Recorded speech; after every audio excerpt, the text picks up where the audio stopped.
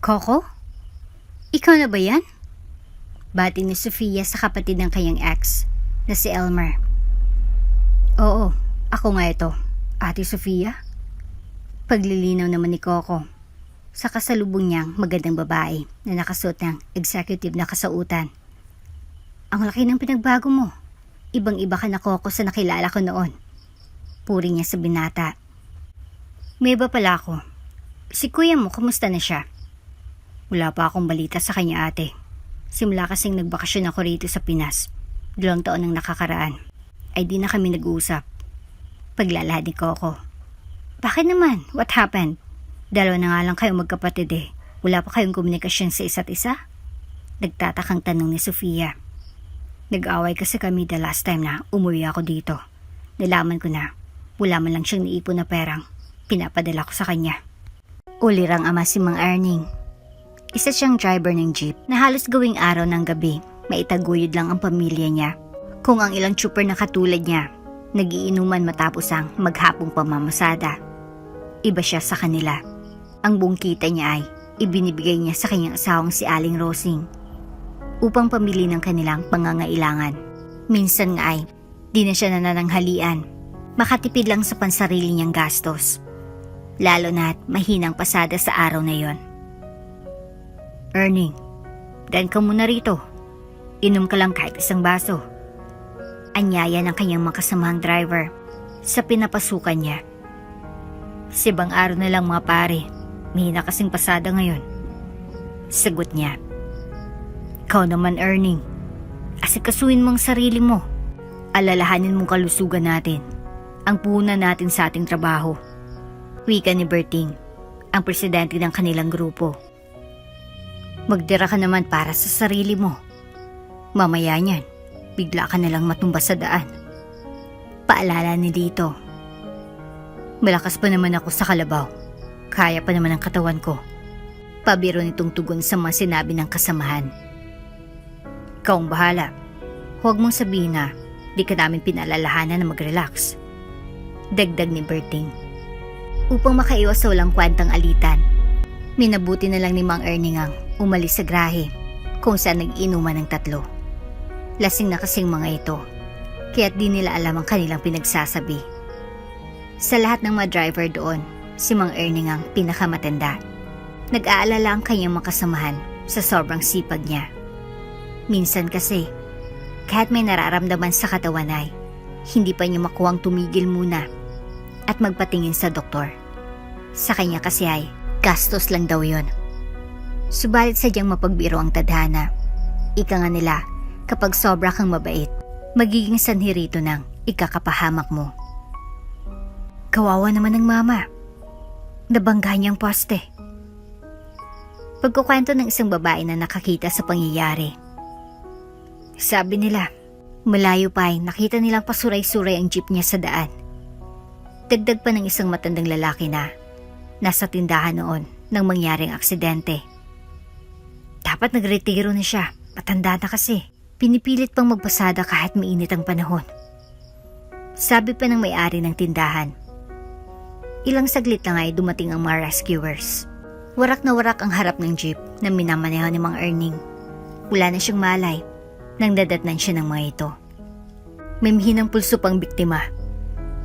Kailangan natin siyang dalhin sa ospital agad kung nais natin na mabuhay pa siya. Mungkahin ito. Pagtulungan yung kalasin ng manibela para may labas natin siya ng maayos. Utos ng kapitan ng mga rescuers. Yes, sir. Bumalik sa sasakyan ng isa sa kanila at pagbalik ay hawak na nito ang ilang kagamitan. Makaraan ng ilang minuto ay nailabas na nila si Mang Erning mula sa pagkakaipit niya sa manibela ng kanyang jeep. Bilisan nyo. Isakay nyo na siya agad sa ambulansya. Sabi ng medic. Habang nasa patient transport vehicle si Mang Erning, ay nilapatan nito ang CPR ng medic upang ma-revive ito. Kumising ka. Kumising ka. Kailangan ka pa ng pamilya mo. Wika nito. Ngunit kahit anong subukang gawin ng medic ay nanatiling walang malay ang matanda. Inaantay lamang niyang madala siya sa ospital bago siya bawiin ng buhay. Dead on arrival si Mang Erning. Nawalan na ng asawa si Aling Rosing at ama sina Elmer at Coco. Nung araw na yun ay balisa si Aling Rusing. Nabasag niya kasi ang baso. Natangan niya kanina nang dumulas ito mula sa pagkakahawak niya at tuluyang bumagsak sa sahig. Diyos ko, huwag mo sana pahintulutan na may mangyaring masama sa asawa ko. Dasal niya. Kinagabihan, ito ng gabi ay di pa dumarating si Mang Erning. Inay, wala pa ba si Itay? Tanong ni Elmer. Wala pa nga anak. Sagot ni Aling Rusing. Baka po may nangyari sa kanya. Inosenteng sabi ni Coco na noong mga oras na yon ay abala sa paglalaro. Huwag mong sabihin yan, Coco. Uwi ang Itay niyo ngayong gabi. Ngunit kahit anong paghaharang ng inay nila sa masamang pangitain ay masamang balita pa rin ang dumating sa kanila. Wala nang Itay niyo mga anak. Umiyak na sabi ni Aling Rusing kina Elmer at Coco. Anong nangyari sa kanya, inay? Tanong ni Elmer. Umatake daw ang high blood niya, dahilan para mawalan siya ng kontrol sa manibela at maibanggahan niya ang jeep niya sa isang poste. Malungkot na paglalahad nito. Itay! Itay! Bakit iniwan mo kami? Palaw ni Elmer habang ang bunso niyang kapatid na si Coco ay tahimik na lumuluwa sa isang sulok ng kanilang bahay. Huwag kayong mag-alala mga anak. Andito pa naman ako sa piling niyo. Gagawin ko ang lahat para makatapos kayo ng pag-aaral. Ngako ni Aling Rusing sa dalawang bata. 10 taon noon si Elmer at 5 taon naman si Coco nang pumanaw ang kanilang itay na si Mang Erning sa isang aksidente. Gaya ng sinabi ng kanilang inay, ginawa nito ang lahat para maitaguyod ang kanyang pamilya ngayon at wala ng kanyang asawa. Kain na kayo rito mga ining. Mura lang ang ulam namin. Pangumbinsi ni Aling Rusing sa mga estudyanteng nagdaraanan sa harap ng karinderya kung saan siya nagtatrabaho. Rusing, galingan mo naman sa pagbebenta. Kukunti pa lang ang kumakain sa atin. Utos ng kayang among masungit. Opo ma'am, pag-iigihan ko pa po. Subalit sadyang di magaling na tagabenta si Aling Rusing. Halos wala siyang mahikayat na kumain sa pwesto nila. Paano ay, di naman talaga masarap ang luto ng kusinero nila. Hindi naglaon ay tinanggal siya at napilitang maghanap muli ng panibagong pagkakakitaan. Teka Rusing, may alam akong trabahong maaring nababagay sa'yo. Wika ni Aling Inday. May-ari ng sari-sari store malapit sa bahay nila. Sure ako na kayang-kaya mo ito. Dagdag pa niya. Ano pong trabaho yan, Aling Inday? Usisa niya. Kahera sa isang department store. Di ba nakapagtapos ka naman ng high school at may alam ka naman sa math? Paniniguro ng matandang babae. Opo, sagot naman niya nang walang alinlangan. Di kaya mo nga. Saan pa ako pwedeng mag-apply? Tanong ni Aling Rusing. Teka, at tatawagan ko saglit ang kaibigan ko. Siya kasing may-ari ng department store. Huwag ka munang umalis para malaman mo kung anong sasabihin niya.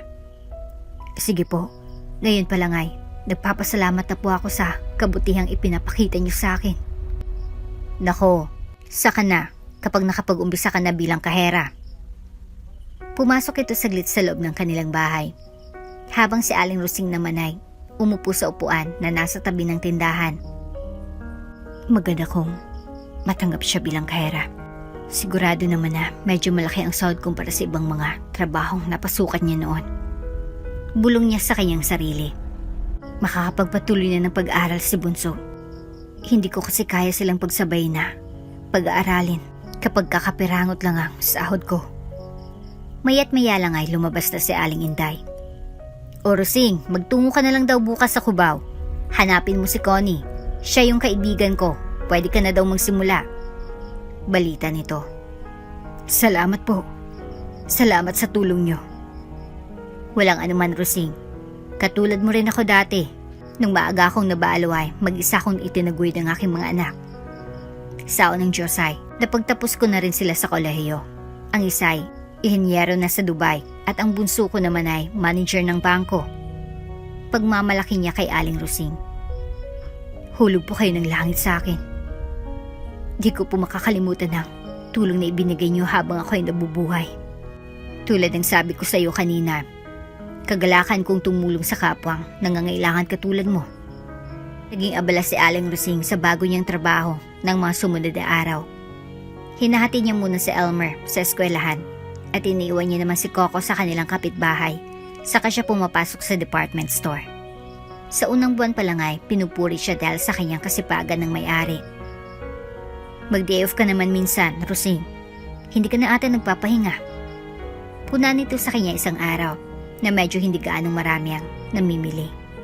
Sayang din po kasi ang sasahurin ko sa araw na liliban ka ko, ma'am. Pangangatwiran nito.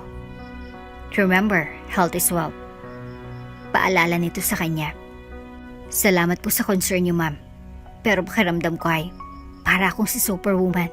Lalo na't nakikita ko ang mga anak ko na masaya. Pabirong sagot niya rito. Ikaw talaga, Rosing. Nakuha mo pong magpatawa at kitang-kita sa mukha mo na stressed ka na. Hayaan niyo, ma'am. Pag-isipan ko pang mungkahin niyo. Buwan ang lumipas ay ganun pa rin kasigasig si Aling Rosing sa pagiging kahera. Overtime dito, overtime doon. Minsan nga ay pinapakiusapan na lang niya ang kaibigang si Aida na mas bata sa kanya ng 10 taon para sunduin si Elmer sa paaralan dahil gagabihin siya. Sorry, Aida, naabala na naman kita. Paghingi nito ng paumanhin. Walang anuman, Rosing. Along the way lang naman ang eskwelahan ni Elmer kapag pauwi ako mula sa opisina. Kaya okay lang. Wika ng kaibigan. Makakabawi rin ako sa iyo balang araw. Sagot niya. Ngumiti na lamang ang matalik na kaibigan. Dahil sa iba yung sipag na ipinapakita ni Aling Rosing bilang kahera, ay naging employee of the month siya ng ilang beses. At dahil sa award na natanggap ay, na-promote ito bilang head cashier. Wow, hindi ka na talaga maabot, friend. Puri ng isa sa mga kasamahan niya. Oo nga, Rosing. Ano nga bang sekreto mo sa iyong tagumpay? Usisa ng isa sa mga cashier na sinusupervise niya na ngayon. Ang aking mga anak, wala akong ibang hangad sa buhay kundi ang makita silang makatapos sa kanilang pag-aaral. Ito lang kasi ang tanging may pamamana ko sa kanila. Sagot niya. Siguro naman, magbabakasyon ka niya ng saglitan. Kailangan pagtuunan mo naman ng oras ang iyong pamilya. Mungkahin ng kanyang kahera. Mamaya yan, hindi ka na nila kilala. When was the last time ba na namasyal kayo ng mga anak mo sa mall o nanood ng sine? Tanong ng kasama niya sa kanyang trabaho. Napaisip bigla si Aling Rosing sa sinabi nito. Hindi naman sigurong kabawasan sa kanyang sahadang pagliban ng isang araw lang. Alam niyo, may punto kayo. Sige na nga. This coming Saturday ay gagamitin ko ang isang day off. Ipapasyal ko sila sa Luneta. Tapos pupunta kami sa Mega Mall. Good! Sa wakas ay nakumbinsi ka namin. Tandaan mo lagi, oras ang isang bagay kapag nawala ay hindi na natin kayang ibalik. Paalala ng kaibigang kahera niya. Well, for now, let's enjoy itong party. Palagay ko kayong dalawa naman na susunod na mahirang na employee of the month. Pabiro niyang sabi sa kanyang mga kausap. Tinupad niya ang kanyang sinabi. Nang sumapit ang Sabado ay, dinala niya sina Elmer at Coco sa park at sa mall. Masayang-masaya ang mga bata dahil nakasama nila ang kanilang inay kahit isang araw. Isang alaala na kailanman ay di nila makakalimutan. Tigib na sana ng kaligayahan ng kanilang pamilya dahil sa pag-angat ng kanilang estado sa buhay. Datapwat isang balitang gigimbal kina Elmer at Coco na muling magdadala sa buhay nila ng kalungkutan. Isang balita na magpapabago sa takbo ng kapalaran nilang pareho. Abala ng araw na yun si Aling Rosing sa pagtuturo ng bagong kahera. Aalis sana ito sa pagkakaupo sa harapan ng cash register nang biglang magdilim ang kanyang paningin. Sanhi upang siya ay mahilo at matumba. Ma'am Rosing! Ma'am Rosing! Sigaw ng kaibigan niyang kahera na pilit na gumigising sa kanya. Tumawag na lang kayo ng doktor. Utos ng kanilang manager. Samantala, dalhin niyo muna sa klinik natin sa likod. Dagdag nito. Aga namang tumalima ang dalawang lalaki na empleyado rin sa department store. Binuhat nila ito. Nang dumating ang doktor ay, nilapatan niya si Aling Rosing ng paunang lunas. Unti-unti naman itong nagkamalay, kaya't di na siya dinala sa ospital. Overwork at sobrang pagod ang dahilan kung bakit ka nahilo. Diagnose ng doktor. Siguro ay makakabuti muna sa iyo ang magpa-check up sa ospital para malaman natin kung may iba pang mga dahilan. Mungkahi pa nito. Paano pong trabaho ko? Sino magtuturo sa mga bagong kahera? Pag-aalala nitong tanong sa manager niya. No worries, Rosing. Dahil isa kang ulirang empleyado ay sasagutin ng kumpanyang lahat. And personally, I will grant you a 1-week sick leave with pay. Sagot ng kanyang head. Salamat po, ma'am. Sabi ni Aling Rosing. O hayan, kaya't wala ka ng dahilan para pagpatingin kay Doc sa ospital. Pabirong sabi ng kaibigan niyang kahera. Nang sumunod na araw ay nagtungo sa ospital si Aling Rosing. Nahintakutan siya kasi nangyari at ayaw na nitong maulit pa yon. Nasa high school pa lang si Elmer at Coco naman ay sa elementarya. Hindi pa napapanahon na iwanan niya sila.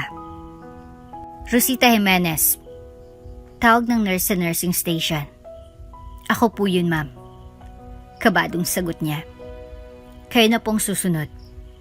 Tumayo si Aling Rosing sa kinaupuan at naglakad patungo sa klinik ni Dr. Jesus. Kumusta ang pakiramdam niyo sa ngayon? Pag-uusisa nito. Medyo okay naman po. Tugon niya sa doktor. Ma'am, wag po sana kayong mabibigla sa sasabihin ko. Bungad ni Dr. Jesus. Kinabahan si Aling Rosing sa narinig. Bumilis ang tibok ng kanyang puso. Malubabang sakit ko, Dok. Paglilinaw niya. Tinignan muna ni Dr. Jesus ang papel na hawak niya. Humugot ito ng lakas para masabi kay Aling Rosing ang dapat niyang sabihin. Ayon kasi sa resulta ng test ay, may cancer po kayo sa dugo. Wika ng doktor. Halos mahimatay si Aling Rosing sa narinig. Hindi siya makapaniwala. Sigurado po ba kayo, Dok? Kung ang pagbabasihan ay ang papel na hawak ko. Opo. Paniniguro nito. Ilang buwan na lang pa akong mabubuhay? Malungkot niyang tanong. Nangingilid ang luha sa kanyang mga mata. 6 na buwan na lang, ma'am. 6 na buwan, Dok? Sadyang napakaikling panahon para makasama ko ang mga anak ko. Wala na nga silang amay. Mawawala pa ako sa buhay nila. Tridor ang sakit na cancer. Subalit marami pa rin ang gumagaling mula rito sa tamang paggagamot. Magastos po yun, Dok. Maubos po ang ipon ko para sa kinabukasan ng aking mga anak. Mas nanaisin ko pa po na antayin na lang ang oras ko. Gugulin ko na lang ang mga nalalabing araw ko kapiling ang mga mahal ko sa buhay. Mariing sagot ni Aling Rosing. Sigurado po ba kayo dyan sa pasya nyo? Maari naman natin kasing kunin sa uri ng medication na masyadong mahal. Tapos ay i-monitor natin kung anong epekto nito sa katawan nyo. Mungkahi ni Dr. Jesus. Lumiwanag saglit ang mukha ni Aling Rosing. Nakasilip ito sa maliit na pag-asa na maari pa siyang gumaling. Sige po, Dok. Kung sa tingin nyo ay makakabuti ito sa akin ay yun na lang munang gawin natin. Sang-ayon ni Aling Rosing. Nang umuwi ng araw na yun si Aling Rosing ay niyakap niya ng mahigpit sina Elmer at Coco. Inay, bakit po? Nagtatakang tanong ni Coco. Wala lang, anak. Miss ko lang kayo ni Kuya Elmer mo. Pagsisinungaling niya. Sure ka ba dyan, Inay? Pangungulit ni Elmer. Oo, Elmer. Basta tandaan mo palagi na ikaw ang panganay. Alagaan mo yung kapatid mong si Coco. Nakakatakot naman yung sinasabi mo, Inay. Para ka nang nagpapaalam yan. Sabi ni Elmer. Hay nako, tigilan na nga natin itong drama. Kainin nyo na lang itong dala ko na pasalubong. Pag-iba ni Aling Rosing nang mahalata niya na may ideyang panganay niyang anak sa kanyang sinasabi.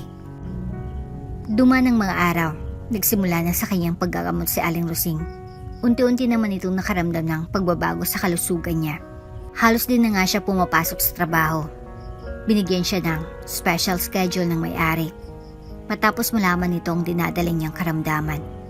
Wala siyang ginawa, kundi bantayan si Coco na noonay mas nangailangan ng atensyon niya kaysa kay Elmer na nasa grade 9 na.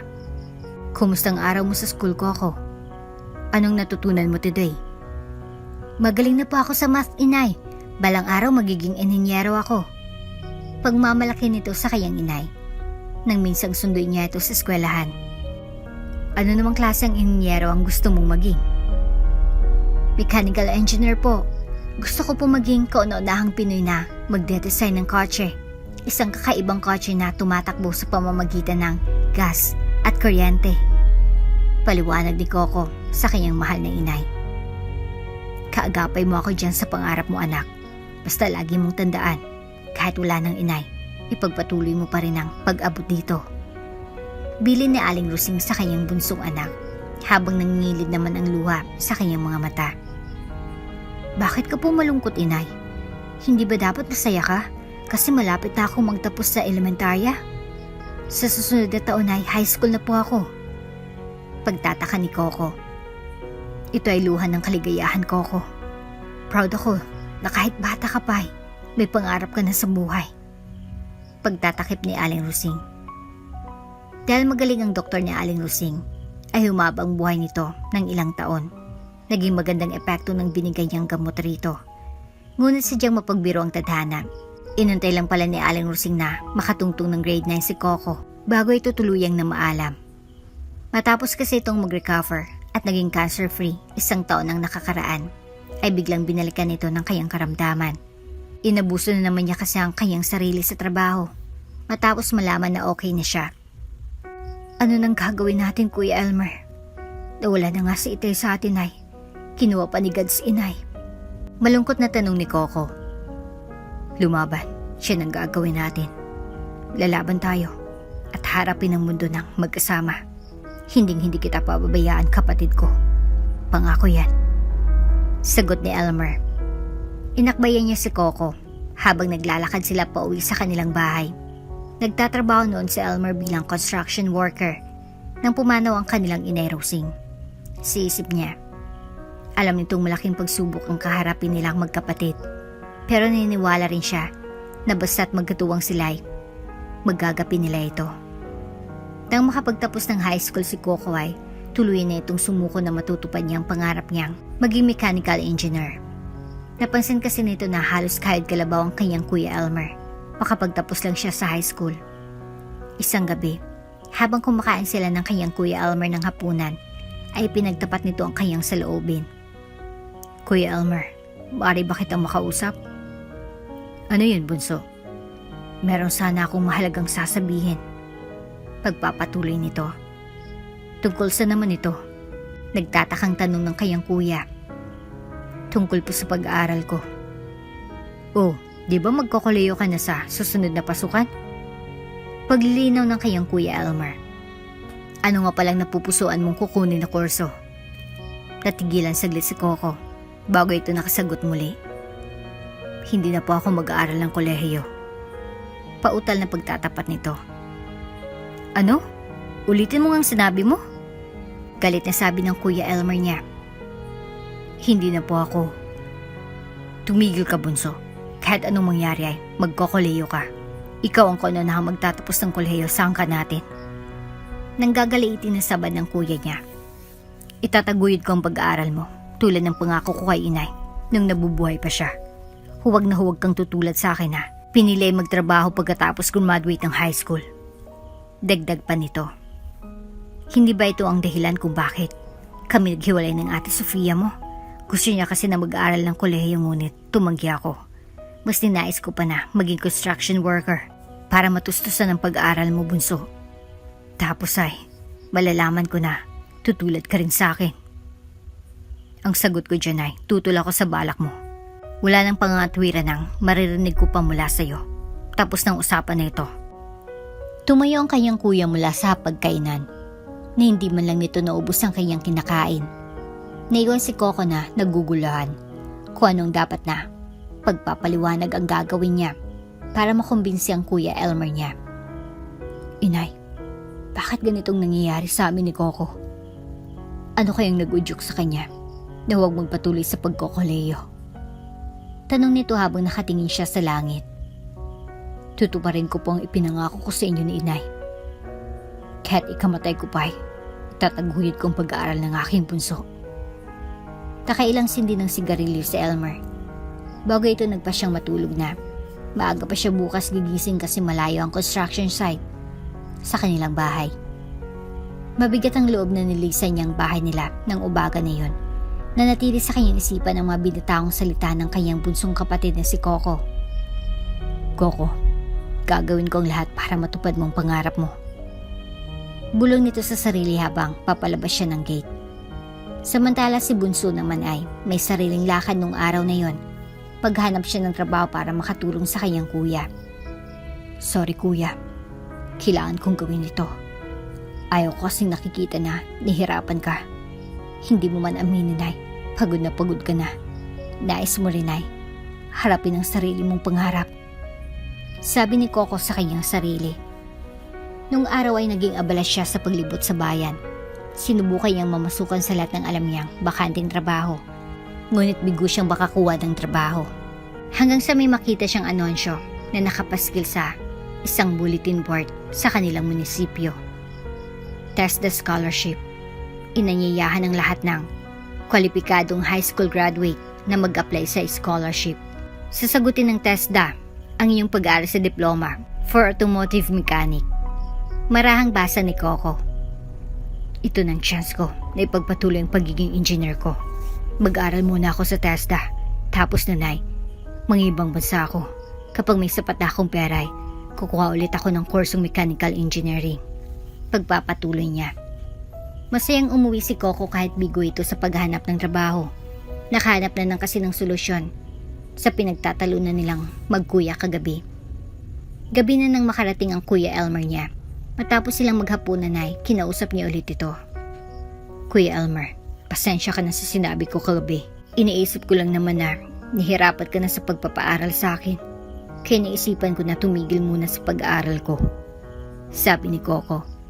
Lumiwanag ang mukha ni Elmer. Ngayon naintindihan mo na ang kahalaga ng nakapagtapos sa kolehiyo? Tanong ng kuya niya. Oo kuya, iyon nga lang ay. Ayaw ko pa rin naghirap ka sa kakatrabaho. Paliwanag ni Coco. Aminin ko, tamang hinuha mo na. Medyo kinakapos tayo sa pera. Subalit hindi ibig sabihin nito na sumusuko na ako. Naiintindihan ko po. Kaya nga naghanap ako ng kasagutan sa ating problema. Anong ibig mong sabihin? Gulat na usisan ng Kuya Elmer niya. TESDA kuya. Narinig niyo ba ang tungkol sa TESDA? Oo. Nung high school ako ay nabilitaan ko ang tungkol dyan. Paano makakatulong ang TESDA sa atin? Namimigay kasi sila ng scholarship. Yun nga lang ang sagot nila ay bahagi ng gastusin. Sa atin manggagaling ang bayarin sa pamasahe at pag-apply sa national certification. Paliwanag ni Coco. Ang problema lang ay sa ibang bayan pa ang eskwelahan nila. Mahal ang pamasahe na gagastusin ko araw-araw. Dagdag niya pa. Tapos, ilang taon ka mag-aral? Tanong ni Elmer sa kanyang bunsong kapatid. 3 taon po. Ano naman plano mo pag natapos ka dyan? Mag-abroad po ako. Alam ko kasi na mataas ang sahod ng mga kwalipikadong automotive mechanics, lalo na yung mga TESDA national certificates. Maigi ang naisip mo, bunso. Sige, tutulungan kita. Salamat, kuya. Nabigyan na rin ng sagot ang problema nilang magkapatid. Makapagpatuloy na sa pag-aaral si Coco nang hindi nabibigatan si Elmer. 3 taon nang may maraming pagsubok na ginugol si Coco sa pag-aaral sa TESDA. Andiyan yung hindi siya kumakain ng tanghalian. At mga panahon na humiram siya ng gamit sa kasamahan para lang mapagkasyang pera na naiabot ng Kuya Elmer niya. Sa wakas ay dumating na araw na kailangan niya ng mag-ibang bansa. Kuya, magtatapos na pala ako sa katapusan. Tapos ang plano ko po ay mag-apply na rin ako papuntang Saudi. Nabasa ko kasi sa dyaryo na may isang kumpanya doon na nangangailangan ng automotive mechanics. Pagbabalita niya sa kapatid. Kaya pa ba natin? Dagdag niya pa.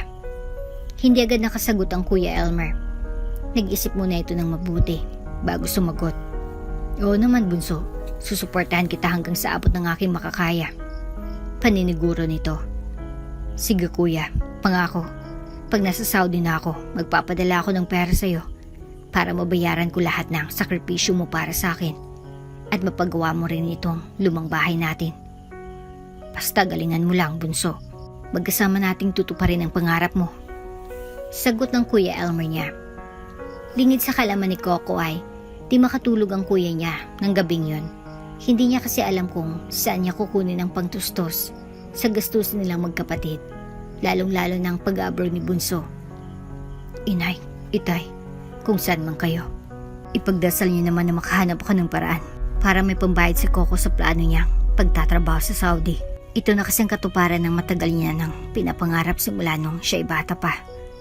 Hiling ni Elmer sa kanyang mga magulang na namayapan na. Dumating ang katapusan ng buwan, graduation ni Coco sa TESDA. Congratulations, Bunso, sa wakas ay may national certificate ka na rin mula sa TESDA. Pati ng Kuya Elmer niya. Salamat kuya. Hindi ko naman magagawa ang lahat ng ito kung hindi sa tulong mo. Sagot ni Coco. Okay lang yun, Bunso. Tulad ng lagi kong sinasabi, walang iwanan tayo magkapatid. Magkasama nating aabutin ang mapangarap natin sa buhay. Paalala nito habang naluluha. O kuya, walang iyakin Jimenez. Pabirong banag niya para tumawa naman ito. Loko ka talaga, tears of joy lang ito. Tugon nito. Siya nga pala, bago ko tuluyang makalimutan, may dinukot ito mula sa kanyang bag. Ito ng pang-placement fee para sa Saudi. Pahayag nito habang inaabot sa kapatid ang isang envelope na naglalaman ng pera. Talaga kuya? Oo, hindi ba't pinangako ko sa'yo na gagawa ko ng paraan? Ayan na. Pero saan galing ito? Tanong ni Coco. Aminin sana ni Elmer nung mga oras na yun, ngunit natigilan siya. Alam niya kasi na mataas ang pride ng kapatid kapag nalaman nito na nangutang siya. Hindi niya ito tatanggapin, kaya't napilitan lang siyang magsinungaling. Sa insurance ni inay, nalaman ko kasi na nagbabayad pala siya ng policy niya habang siya'y head cashier sa department store. Nang tawagan ko ang insurance company ay sinabihan ako na isumite ang mga kaukulang dokumento para maklaim ko. At ito na nga yung pera mula doon. Paliwanag niya kay Coco. Mabuti naman kung ganun, at least di ka na mahirapang mag-ipon kuya. Kahit pagbutihan mo doon sa Saudi. Pangako kuya, gagawin ko ang lahat para umangat ang pamumuhay natin nang di mo na kailangang magtrabaho bilang construction worker. Di nagtagal ay flight na ni Coco. Hinatid siya ng Kuya Elmer niya sa airport. Alagaan mo sarili mo doon, Bunso. Bili nito. Ikaw din kuya. Baka naman pag wala ako ay puros inuman na lang ang atupagin mo. Biro ni Coco. Hoy, hindi ako lasinggero. Chick bird lang. Patawang sagot ni Elmer. Aga namang na-promote si Coco makaraan ng ilang buwan. Nagustuhan kasi ng amo niya ang kayang galing sa pagkukumpuni ng sasakyan at ang sipag nito sa trabaho. Nagpadala na itong ng pera sa kanyang kuya. Binili niya ang iba roon ay gastusin sa pagpapaayos ng kanilang lumang bahay. Ang natitira naman sa kanyang sahod ay iniipon naman niya para sa pag-aaral niya ng mechanical engineering. Makalipas ang 3 taon ay natapos na ang kanyang kontrata. Nag-decide si Coco na umuwi ng Pilipinas upang simulan naman ang ikalawang bahagi ng kanyang plano para sa katuparan ng kanyang pangarap. Inakala niya na tapos na rin ang pinapagawa nilang bahay. Ayun naman kasi ang mga larawan na pinapadala ng Kuya Elmer niya ay ganun na nga ang inaasahan niya. Ngunit magugulat siya sa madadatan niya. Kuya Elmer! Tawag ni Coco. Subalit walang sumasagot. Mukha yatang walang tao. At bakit ganito yung bahay? Bulong niya sa sarili. Ano na nangyari sa perang pinadala ko? Dagdag pa nito. Nilibot ni Coco ang buong kabahayan. Nakita niyang makaraan ng 3 taon ay parang dati pa rin ang itsura nito mula nung umalis siya. Nakaramdam siya ng puot sa nakita. Parang nauwi kasi sa wala ang perang pinaghirapan niya at pinadala sa Kuya Elmer niya. Naupo siya sa bangkito na nasa ilalim ng punong mangga sa kanilang bakuran. Inantay nito ang pagdating ng kanyang kuya. Takip silim na dumating si Elmer. Pagod na pagod ito mula sa kakatrabaho maghapon at sa malayong biyahe. Kuya, kumusta ka na? Isang pamilyar na tinig ang narinig ni Elmer mula sa kanyang likuran. Coco? Bunso? Paniniguro nito. Oo, ako nga kuya. Mababanaag ang galit na tono ng kanyang pananalita. Kailan ka pa dumating? Usisa ni Elmer. Kanina lang kuya. Hindi na ako nagpasundo kasi alam ko naman na busy ka sa construction site. Kumusta ka na? Tanong nito na medyo nangangatalang boses. Okay lang naman ako. May gusto lang sana akong itanong kuya. Maaari bang maupo ka dito sa tabi ko at nang makapag-usap tayo? Hiling nito. Oo naman punso. Ano yun? Saan mo dinadalang perang pinapadala ko sa'yo? Walang patumpik-tumpik na usisan nito. Nagulat si Elmer sa sinabi ng bunsong kapatid. Subalit ginawa niya ang kayang makakaya upang maipaliwanag kung bakit. Ha? Bakit hindi ka po makasagot? Winaldas mo lang ba ito sa bisyo mo? Pag-akusa ni Coco sa kanyang kuya. Hindi sa ganun bunso. Nagkakamali ka. Kung ganun ay, sagutin mo ang tanong ko. Nais kong maintindihan bakit sa dinami-dami ng perang pinadala ko. Di mo pa rin naipahayos ang ating bahay. Luma pa rin siyang hanggang ngayon. Pasigaw na sabi nito. Teka bunso. Di ko na yata nagugustuhan niyang tono ng pananalita mo. Karapatan ko magkaganito kuya. Ilang taon ko ding pinaghirapan ng pera na yun sa Saudi. Nintindihan kong pinanggagalitan ng galit mo. Pero ang ako sana ko na, ginastos ko lang sa walang kwentang bagay ang perang padala mo. Abay, ibang bagay na yan. Kung hindi ganun ang ginawa mo sa pera ko, asan mo ito dinala? Natigilan saglit si Elmer. Iniisip kasi nito kung ipagtatapat niya ang katotohanan ukol sa insurance ng inay nila o hindi. Alam niya kasi na may karapatan si Coco na malaman ang tungkol dito. Hindi ka makapagsalita kuya? May itinatago ka ba sa akin? Makulit na tanong nito. Coco, saka na muna tayo mag-usap. Mukhang nawawalan ka na kasi ng respeto sa akin. Umalis na lang bigla si Elmer sa harapan niya. Ano kayang ginawa ni kuya sa pera ko? Naamoy ko kasi na may inililihim siya ukol dito. Bulong ni Coco sa sarili. Pumasok na lang sa kwarto niya si Coco nang hindi kumakain ng hapunan. Mula noon ay dito lumabas hanggang sa mag-umaga na. Coco, gising ka na dyan. Halika na't kumain ng almusal na inihanda ko. Nauna na ako kasi papasok pa ako sa site. Anyaya ng Kuya Elmer niya. Hindi niya ito kinibo. Nainis pa rin kasi siya rito. Napapaisip tuloy siya kung itutuloy pa ba niyang pagbabakasyon doon o babalik na lamang siya ng Saudi. Bunso, gutom ka na ba? Paglalambing ng Kuya Elmer niya habang kinakatok nito ang pintuan ng kwarto ng kanyang kapatid. Alis na sana ito nang biglang bumukas ang pintuan at lumabas si Coco. Nung gabing yon, ay sabay naghapunan ng dalawa. Wala silang imikan hanggang sa mas maigi siguro kuya na dun muna ako kay na Tita Adele tumira. May mga ayusin kasi ako mga papeles para sa pagbabalik ko sa Saudi. Paalam ni Coco kay Elmer. Bunso, huwag mo hayaang ang galit mo ang manaig. Maaari bang pakinggan mo muna ako? Sagot ni Elmer. Hindi na kuya. Malinaw pa kasi sa sikat ng araw na nawala ang mga perang pinadala ko sa'yo. Ayaw ko nang malaman pa kung saan mo ito ginamit. Napakasakit mo namang magsalita, bunso. Huwag mo akusahan sa isang bagay na hindi ko naman ginawa. Pagtatanggol ni Elmer sa sarili. Nanahimik na lang si Coco at tinapos lang nito ang kinakain.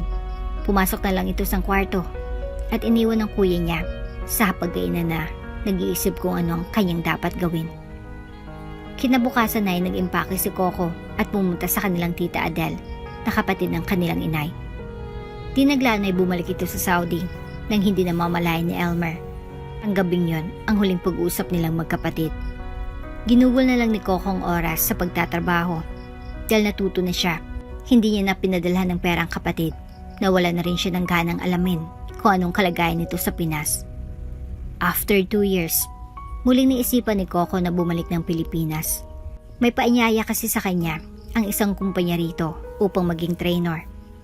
Pagkalabas niya ng airport, may isang tao na makikita niya na magbibigay linaw sa alitan nila ng kanyang kuya. Coco? Ikaw ba yan? Bati ni Sofia sa kapatid ng kanyang ex na si Elmer. Oo, ako nga ito. Ate Sofia? Paglilinaw naman ni Coco sa kasalubong niyang magandang babae na nakasuot ng executive takasautan. Ang laki ng pinagbago mo. Ibang-iba ka na Coco na nakilala ko noon. Puri niya sa binata. Swerte lang po ako sa pag-abroad dati. Ito nga, kagagaling ko lang po ng Saudi Arabia. Paglalahad nito sa kausap. Halika, let's have some coffee. May alam akong coffee shop na malapit dito. Sigurado ko na magugustuhan mong kape nila. Yaya ni Sofia. Salamat na lang ate. Maybe next time. Nagmamadali po kasi ako. May mga mahalagang papeles pa po kasi akong lalakarin. Naku naman, ngayon na nga lang tayo nagkita after so many years. Tapos tatanggihan mo pa ako. Samahan mo na ako. Kwentuhan naman tayo. Pangungilit nito. Nakonsensya si Coco sa tinura ni Ate Sofia niya. Simula kasi naging girlfriend siya ng Kuya Elmer niya. Tinuring niya na itong kapatid. Sige na nga po. Miss ko na rin kasi mga kwento niyo. Pambobola niya rito. Nang maitago ang pagkiilang sa kanya. Hayan, makakasama ko na naman ang paborito kong bunsong kapatid. Pagbibiro ni Sofia. Habang tumatawid sila, papunta sa kalapit na coffee shop. Pagdating doon ay, naupo ang dalawa sa isang sulok. Mas okay kasi doon dahil walang istorbo sa kanilang dalawa. So, how's life been for you? Bungad na tanong ni Sofia kay Coco.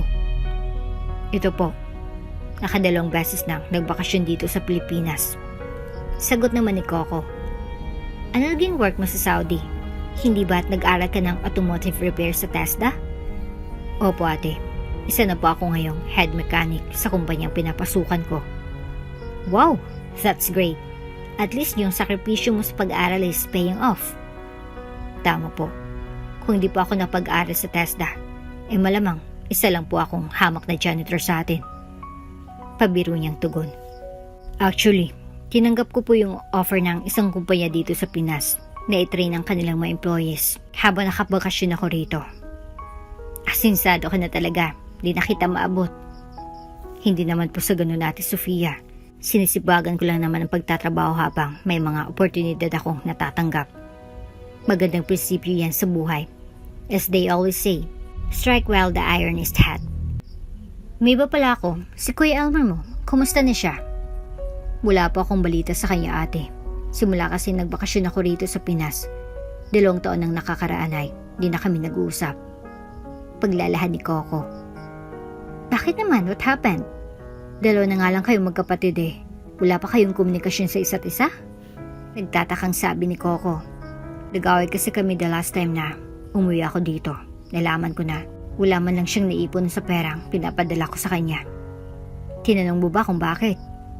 Sinis ko po ay, di ko na nagawang usisain pa kung bakit ate. I just closed the doors on him. Nako, hindi mo nga alam ang punot dulo ng lahat. Why he hasn't saved a single dollar? Anong ibig mo sabihin Ate Sofia? May mga alam ka po ba tungkol sa Kuya Elmer ko na dapat ko malaman?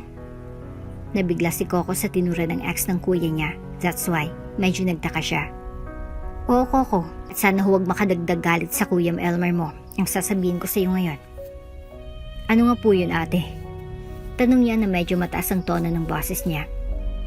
Hindi totoo na insurance proceeds ang sumagot sa pag-aaral mo sa TESDA. Biglang nanlaki ang mga mata ni Coco sa narinig. Nagsinungaling lang siya sa'yo. Kapag nalaman mo kasi kung saan talaga niya kinuha ang pera, ay baka hindi mo ito tanggapin. Pagpapatuloy ni Sofia. All your Kuya Elmer wants is for you to pursue your dream na makapag-abroad. Wala naman talagang insurance policy ang inerusing niyo. Nangutang siya sa isang negosyante para makapag-aral ka. At malamang sa hindi, ang perang pinapadala mo sa kanya ang ipinambabay niya rito. Illegal kasi ang negosyo ng taong pinanghiraman ng kuya mo. Kapag di siya nakabayag on time, posible siyang ipapatay nito. Naintakutan si Coco sa kanyang narinig mula sa Ate Sofia niya. Ang ginawa pala niya sa kuya niya ay mas lalong nagpahirap sa buhay nito. Bukod kasi sa hindi ito kinakausap ay, di pa niya ito pinapadalhan ng pera. Ano kayang maaring niyang gawin? Ngayon nasa Pinas na siya, baka naman hindi pa huli ang lahat para hanapin niyang kuya niya at tulungan ito. Hibaling needs your help, Coco. Kailangan mong puntahan ng Kuya Elmer mo. Naintakutan siya sa sinabi ni Ate Sofia niya. Sige ate, kung sakali ba, maaari mo akong samahan? Tanong nito. Siyempre naman, kahit ex ako ng Kuya Elmer mo ay, di pa rin kayo naiba sa akin. You have been a valuable part of my life. Tugon ni Sofia. Kung di lang sana matigas ang ulo ng kuya mo, edi sana'y engineer na rin siya katulad mo. Patuloy nito. Patatapusin ko lang po ang training ng mga mekaniko sa kumpanya na nag-imbita sa akin dito sa Pinas. Tapos buhay, samahan niyo na lang ako kay kuya. Okay, Coco. Bigay ko na lang sa iyo ang number ko para matawagan mo ako. Sabi ng Ate Sofia niya. Naghiwalay ng dalawa matapos nilang magkwentuhan. Makaraan ng isang linggo ay nagtungo na sila sa kanilang bahay upang kausapin ang Kuya Elmer niya. Elmer, andito ka ba? Tawag ni Sofia sa kanyang ex. Matagal bago may sumagot. Nasa likod ako ng bahay. Sino po sila? Sagot ni Elmer. Sofia, si Sofia ito. Nagulat si Elmer sa narinig. Agad itong tumalima at nagtungo sa harapan ng bahay. Sofia? Bakit ka nagpunta rito? Kahit tagal ng panahon na di tayo nagkita. Bati nito sa kanyang ex. Anong ginagawa mo rito? Usisa niya rito. Kasama ko si Coco. Pagtatapat ni Sofia. Biglang nagbago ang mukha ni Elmer. Hindi pa rin niya kasi makalimutan ang ginawa ng kapatid niya sa kanya 2 taon nang nakakaraan. Pwede ba? Tigilan niyo nang alitan yung dalawa? Utos ni Sofia. Alam na ni Coco kung saan mo ginamit ang perang pinapadala niya. Andito siya ngayon para malaman kung paano kanya tutulungan. Talaga, Coco? Tama bang sinasabi ng Ate Sofia mo? Oo, kuya. Pasensya na kung napagbintangan kita noon at hindi ko man lang pinakinggan ang paliwanag mo. Salamat, Coco. At naiintindihan mo ng kalagayan ko ngayon. Sabi ni Elmer. Bakit kailangan mong gawin yun, kuya?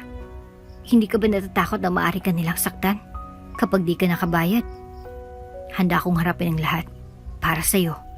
Ang nais ko lang ay matupad mong iyong pangarap na maging mechanical engineer. Sa wakas ay nagkasundo ng magkapatid. Hayaan mo, kuya. Tutulungan tayo ni Ate Sofia. Isa na kasi siyang ganap na abogado ngayon. Pagmamalaki ni Coco. Totoo ba yan, Sofia? Yes, Elmer. Isa na akong abogado. At handa ko kayong tulungan. Labanan sa korte ang mga pinagkakautangan mo. Tuwang-tuwa si Elmer sa narinig. Nakaisip kasi siya ng pag-asa na maaring magkabalikan pa sila ng kanyang ex. After all, si Sofia ang first love. And as the saying goes, first love never dies. Inilad niya ang lahat sa dalawa kung paano siya nabaon sa utang. Ang dahilan bakit di niya matapos-tapos na bayaran ang utang niya ay dahil sa napakalaking interes nito. Kumbaga, ang mga perang pinapadala ni Coco ay naging bayad lang na interes. Hindi pa nababayaran ang buong halaga na nautang niya. At dahil hindi siya pinadalhan ng pera ng kapatid ng 2 taon ay mas lalo lang itong lumaki. Nanganganib ng buhay niya sanhi nito. Ganito na lang gagawin natin. Paimbestigahan ko ang taong pinagkakautangan mo. Hanap tayo ng ebidensya na magpapatunay ng gawain niya illegal. Mungkay ni Sofia. At kapag sapat nang nakuha natin, iakyat natin sa korte ang kaso mo. Babalik rin natin siya. Ang lalaki na yan ang magbabayad sa inyo. Paniniyak nito. Tama yung naisip mo, ate. Kung tutuusin ay sila dapat ang may atraso sa kuya ko. Sang-ay ni Coco. Ano sa tingin mo, Elmer? Baling ng ex niya sa kanya. Okay naman yung gagawin yung dalawa. Ang kinakatakutan ko lang ay may mga guns ang taong yun. At marami na akong kilalang mga nagkakautang sa kanya na ipinapapatay niya. Kung seguridad ang inaalala mo ay makakatulong ako dyan. Sabi ni Sofia. Mag-file tayo ng blotter sa pulisya para anytime na subukan nilang saktan ka ay alam ng mga otoridad kung sino ang arestuhin. Pansamantala, Doon muna kayong dalawa sa bahay namin sa Tagaytay. Kailangan kasing makalayo kayo rito para habang naghanap tayo ng ebidensya ay safe kayo. Salamat ate. Sagot ni Coco. Narinig mo ba yung kuya? Sabi ko naman sa'yo, hindi tayo pababayaan ni Ate Sofia. Dagdag pa niya. Payag na ako. Kailangan nating magbayad sa ginawa nila sa buhay ko, sa buhay natin. Pagpayag ni Elmer. Makaraan ng ilang araw ay nagsimula ng plano ng tatlo. Tulad ng napag-usapan ay doon muna natili sa bahay, bakasyonan ni na Sofia ang magkapatid. Nagkakasaya ng dalawa nang biglang may tinanong si Coco sa kapatid. Mahal mo pa ba si Ate Sofia, kuya? Ha? Anong klaseng tanong yan? Sagutin mo na lang, kuya. Napapansin ko kasi ang mga malalagkit mong tingin sa kanya sa tuwing nagkakausap kayo. Siyempre, namamangha ako sa kabaitan niya. Palusot ni Elmer. Ano talagang totoo? Sige, hindi kita titigilan hanggat hindi ka nagtatapat sa akin. Pananakot ni Coco. Bunso, si Ate Sofia mo ang first love ko. Walang ibang babaeng papalit sa kanya sa puso ko. Abay, kung patatawarin niya ako sa katigasan ng ulo ko noon, magiging kami ulit. Di pa naman huli ang lahat, kuya. Malay mo tadhana ng dahilan kung bakit kami nagkita sa airport at samahan niya ako. Paliwanag ni Coco. Maaari nga. Pero puso pa rin niya magdidikta kung magiging kami ulit. Masarap ang usapan ng magkapatid sa balkonahe. Kaya't di nila namalaya na andun na pala si Sofia at narinig niyang lahat.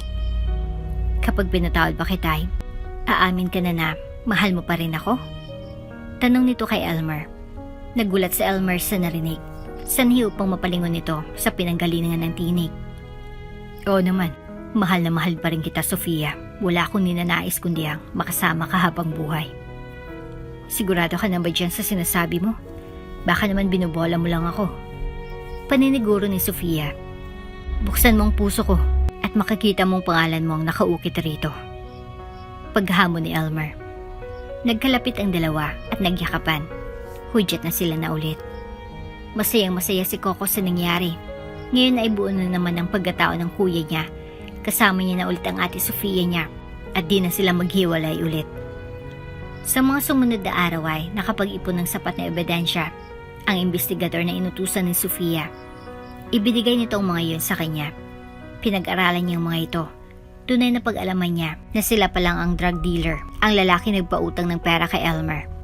Marami na itong kaso dahil may kapit ito sa taas ay nakakalusot ito at magaling itong manuhol. Mambaliktad ang mga nakakalaban sa korte. Nilitis ang kaso ni Elmer laban sa lalaki na nagpautang sa kanya na si Mr. Abad sa korte. Mr. Elmer Jimenez, maaari mo bang isalaysay sa korte itong buong pangyayari? Utos ni Attorney Sofia habang nakatayo ito sa harapan niya na nakasuot ng executive na damit. Naghanap po ako noong mautangan para pantustusan sa pag-aaral ng kapatid ko. Pangarap niya kasi ang magkolehiyo eh. Ulila na po kami kaya't ako nang tumatang yung magulang niya. Nang malaman ito ni Mr. Abaday, agad niya akong nilapitan. Nag-offer ito na pautangin niya ng ganung kahalaga sa ganitong interest lamang. Dahil desperado ako at lumalabas naman ang kanyang sinabi na malit lamang interes ay pumayag po ako. Lingid sa aking kaalaman ay isa pala siyang mapagsamantalang tao. Ang interes palang sinasaad niya sa kontrata ay pang araw-araw at hindi kada buwan. May katibayan ka ba sa sinasabi mo? Dagdag na tanong ni Sofia. Opo, dala ko po ngayon ng kopya ng kontrata na pinirmahan ko na nagsasaad na buwanan ng interes at hindi po arawan. Your Honor, may I present this document as Exhibit A? Sabi ni Sofia. Evidence accepted by the court. Sagot naman ng hukom. Nagpatuloy ang paglilitis. Ang abogado naman ang nasasakdal. Ang nag-cross-examine kay Elmer. Medyo may kayabangan ito na parabang nakakatiyak na ito ng pagkapanalo kahit hindi pa man niya natatanong sa Elmer. Mr. Elmer Jimenez, nakatapos ka ba ng high school? Pag-usisan nito. Opo, sa San Isidro National High School po. Ako graduate. Marunong ka bang magbasa? Oo naman po, kahit high school lang pong natapos ko ay hindi po ako mangmang. Sa aming eskwelahan, hindi ka gagraduate kapag di ka marunong magbasa.